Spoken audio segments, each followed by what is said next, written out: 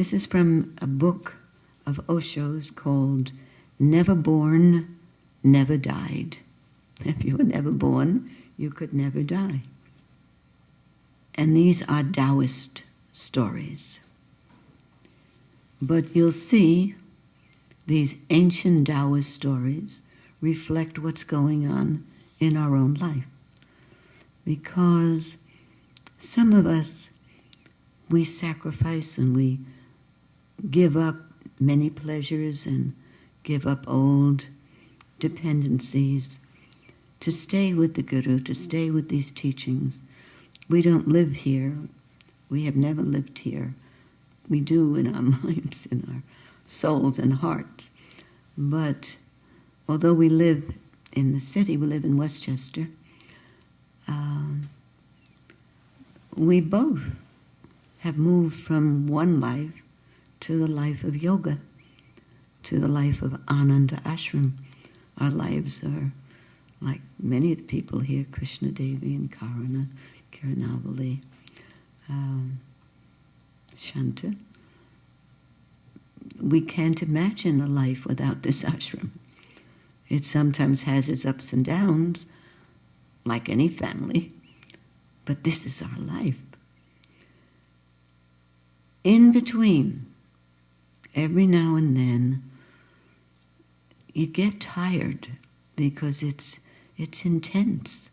And sometimes you want to go back to total ignorance and spend your life in the Bahamas, totally ignorant, as a beachcomber, not knowing what we have to do, how much work is involved. And it was comforting for me to read that a great Zen master, a great Taoist, I should say, Tzu Kung, who was the chief disciple of Confucius, also became tired. He grew weary of so much study, so much sacrifice. It says, Tzu Kung grew weary of study, and he complained, he told Confucius, I just want to find rest. Confucius said, there's no rest for the living.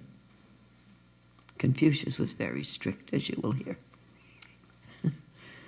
Osho has this to say.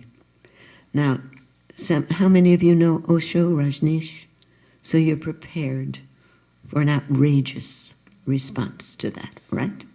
He was a wild but brilliant, extraordinary teacher.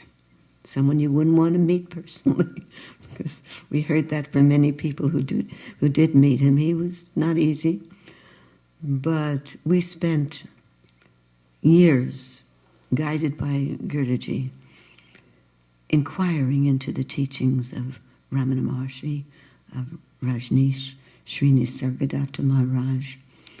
Did I say Krishnamurti? Another one. These were all, you notice, revolutionaries. There was nobody quiet in that group.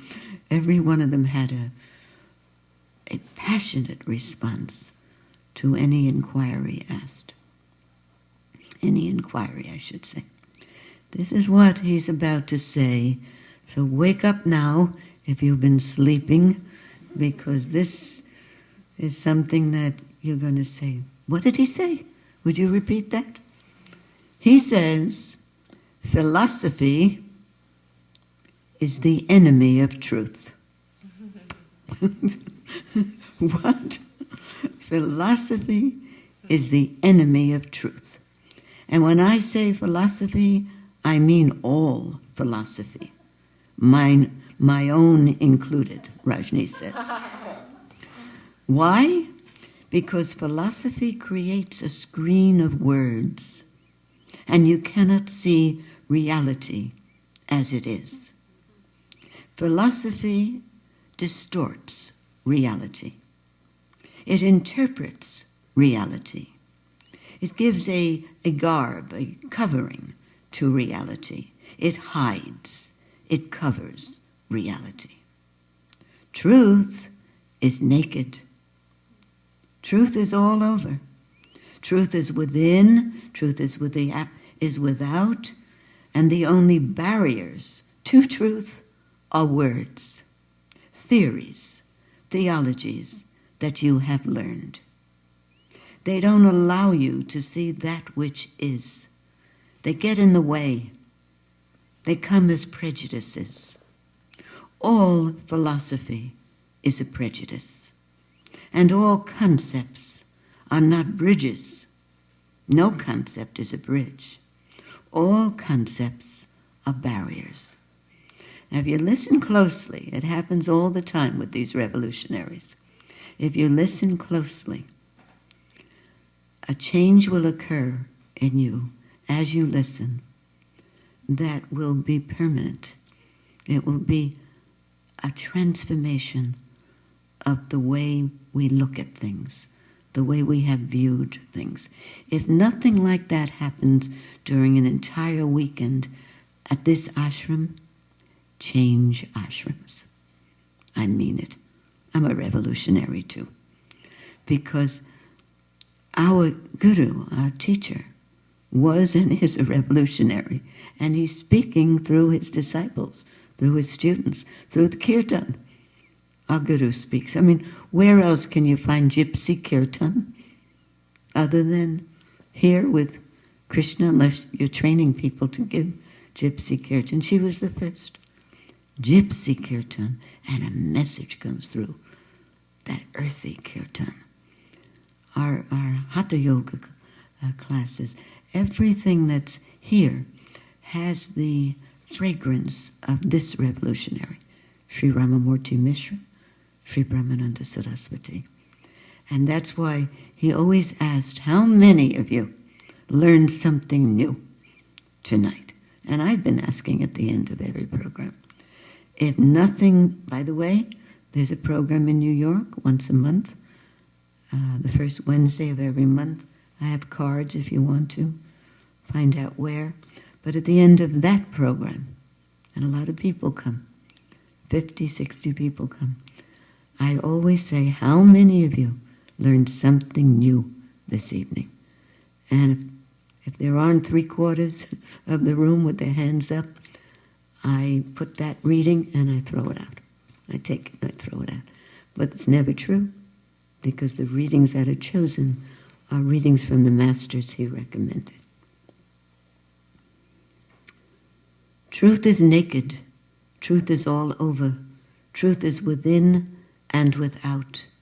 And the only barriers to truth are words, theories, theologies that you have learned. They don't allow you to see that which is.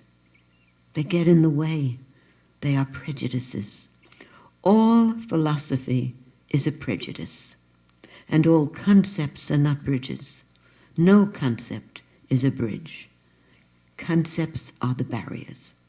One day or other, an authentic inquirer comes to that great moment of realization when he feels tired. She feels weary, tired of all the nonsense that goes on in the name of thinking. You know, the word God is not God. How long can you go on playing with the word God? The word food, is that food? The word food is not food. How long can you go on carrying the word food and remain hungry? One day or other, you'll become aware that what you are carrying is only a word. It cannot nourish you. It cannot give you life, and it cannot give you peace, and it cannot give you anything. Of course, it promises everything. That's how philosophy becomes so important, because of its promises. But all those promises are empty. You know all our politicians outside. I love Obama, but he promised a lot of things, and they did come to pass, but he promised a lot of other things, and they didn't come to pass. He promised, and a lot of people are disappointed. All politicians, whether they're sincere or insincere, promise the voters, you vote for me, you will get this, you will get that. It never happens like that. Don't fall for that, the promises. Because it's only a gimmick, a trick to get your vote.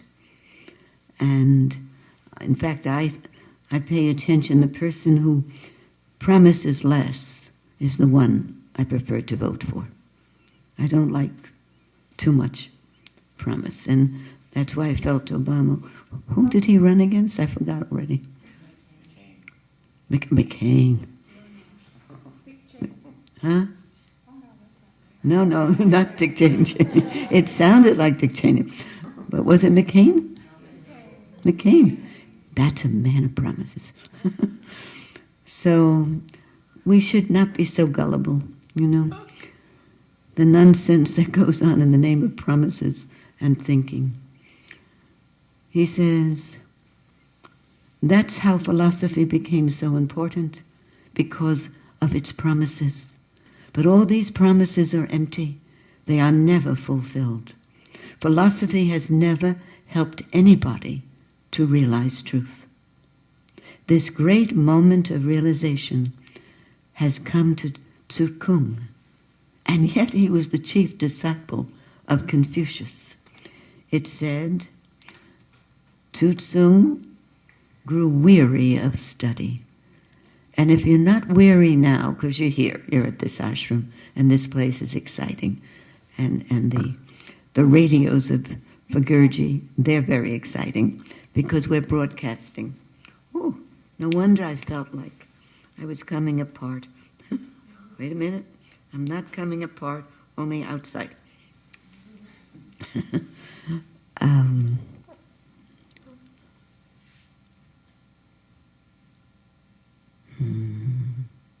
I was on the line of truth. I was talking about growing weary. You may not be weary now, but there comes a time in every journey, every spiritual journey, on every journey, in every journey, when you get tired. Because it's hard, it's intense, and sometimes you just want to relax.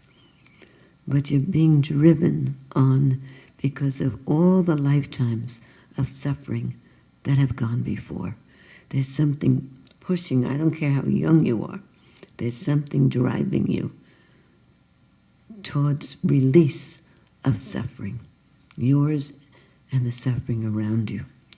So you will get tired, and if we keep repeating the same happening, we will get tired when we're much older. And that's the time that it's most important not to let go of your understanding, of your practice of witnessing, etc. Tzu Kung grew weary of study. To look is one thing. To study is diametrically opposite. If I say to you, go and see the rose flowers in the garden, and rather than going to the garden, you go to the library and you study about the roses, that's study about and about, around and around. Around and around it moves, it never touches the real point. So when Tzu Kung grew weary of study, it meant he was weary of the words, of the theories, the dogmas, enough of the doctrines. And this I call a great moment in the life of an inquirer. Everybody has to pass through words because we have been trained for words. Everybody has to pass through theories. We've been given theories from our very childhood. We've been brought up according to prejudices. Sometimes we would say, Gurji, aren't these words that we're listening to? He says, these are words to end words. These are okay. These are all right. They end words, these are good. What is truth? The moment you start asking what is truth, your mind starts supplying words. It knows the answers, but these answers are all false. Those answers are all borrowed, but it gives you beautiful answers. They satisfy you for a while, and if your inquiry is not great, they may satisfy you forever. Only a great inquirer sees the point that words are meaningless. Language is not the door towards reality. Silence is the door. The inner talk, the inner chatter in our minds must stop. Only then will you have clarity. Only then can reality reveal itself to you.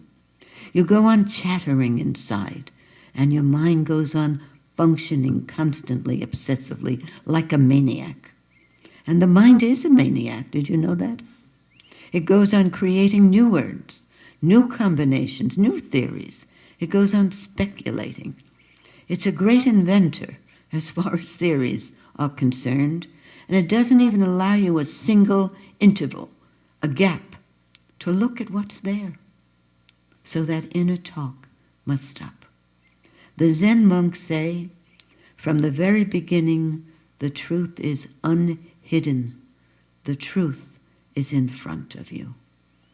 What are you seeking? What are you running towards? But your eyes are closed because of your prejudices. Tzu Kung has learned much, and now he realizes that learning has not nourished him. It hasn't strengthened him. It hasn't delivered anything. It hasn't made him feel more real than he was before. He's not yet anywhere. He's still hollow. There's no integration. He does not know, in fact, who he is. So he became tired. Tzu Kung must have been a great inquirer. Even Confucius could not deceive him. Remember, he's his first disciple. I must tell you, so you'll be prepared for what he's about to say, Rajneesh didn't think much of Confucius. He liked Lao Tzu. He liked Li Tzu, Chuang Tzu. He liked the Taoist. He says, Confucius, he's a great scholar. He can supply answers for every question possible. Every question possible, he can supply answers. And he can invent beautiful answers. But all those answers are fabricated, homemade. They can fool fools.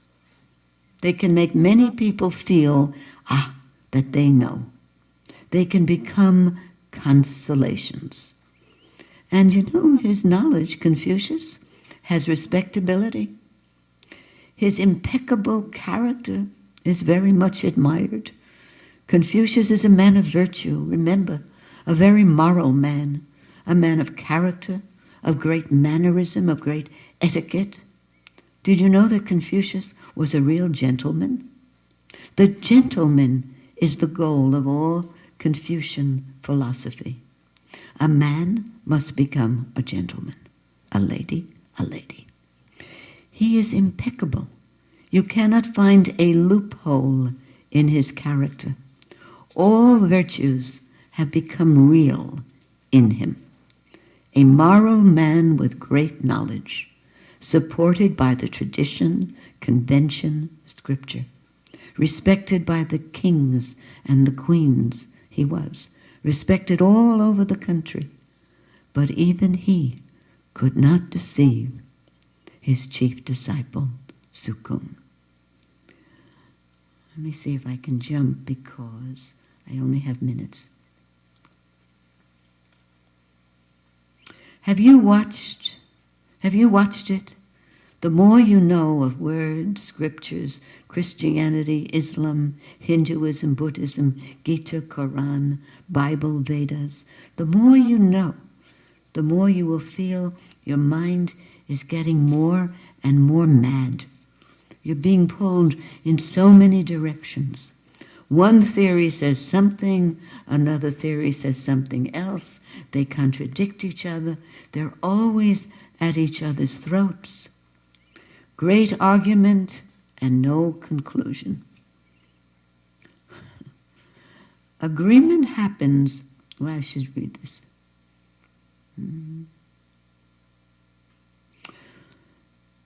I can't leave anything out. For thousands of years, philosophers have been discussing. There has never been any conclusion on which they could all agree. There's never been any agreement. It hasn't happened, and it's not going to happen. Two philosophers cannot agree, because agreement is possible only when you know reality. Then there's agreement. If you know reality and I know reality, then there's agreement, because then there's no problem. Argumentation is non-conclusive. One argument leads to another, and on, so forth. When two persons are arguing, I wanted to get to this story of Mullah Nasruddin. When two persons are arguing, both cannot be right, both cannot be wrong, but both cannot be right. When two persons are arguing, both cannot be right, both can be wrong, but both cannot be right. It happened this way. Mullah Nasruddin and his wife were arguing one day. The husband and wife argument. And it came to the natural conclusion that by and by, Mullah started feeling, why did I start this argument with her? The truth is he was feeling hungry, and his wife wasn't even thinking about cooking. Too busy arguing with him. So he decided the best thing to do is go to his wife and say, sorry, I confess I was wrong. The wife said, that won't do. You have to confess that I was right.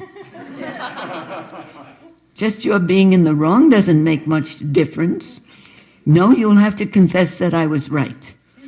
Give a positive statement, because you may be wrong and still you may think inside yourself that I'm also wrong.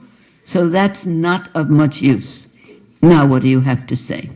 That's where the story ends. Both persons can be wrong, but remember, truth is one. Untruths can be as many as you want. I'm so sorry there's more, but maybe I'll finish it next week if you come back. It's exactly 20 after. I just want to have 1 minute for meditation, and then there are cookies here. Don't forget to take a cookie before you leave, in case you're not going over to the blue sky, or in case you're very hungry. And don't forget, if you want to come to the city programs, the cards are up here giving you information. And if you want other talks that have been given here, you can download them on the website you can find there. And also on November 6th in Wayne, New Jersey, there's going to be an all-day yoga event, and there's a flyer up here. I'll be giving the satsang, but there'll be hatha yoga all day long, and a vegetarian lunch. So take a deep breath, and now as you breathe out, release all the language, all the words. This will only be 60 seconds. So feel yourself letting go and opening up to this now. Feeling it, perceiving it, imbibing it.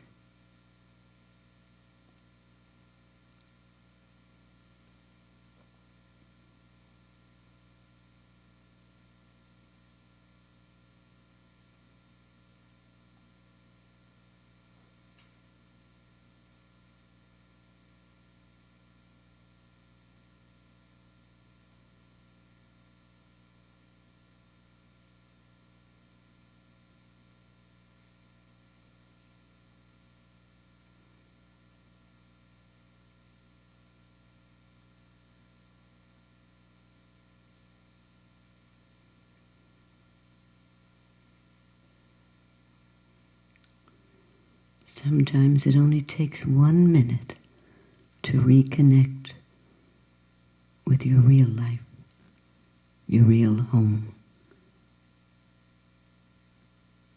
I am that I am. That is our home. Krishna Devi, would you lead us in our traditional prayer?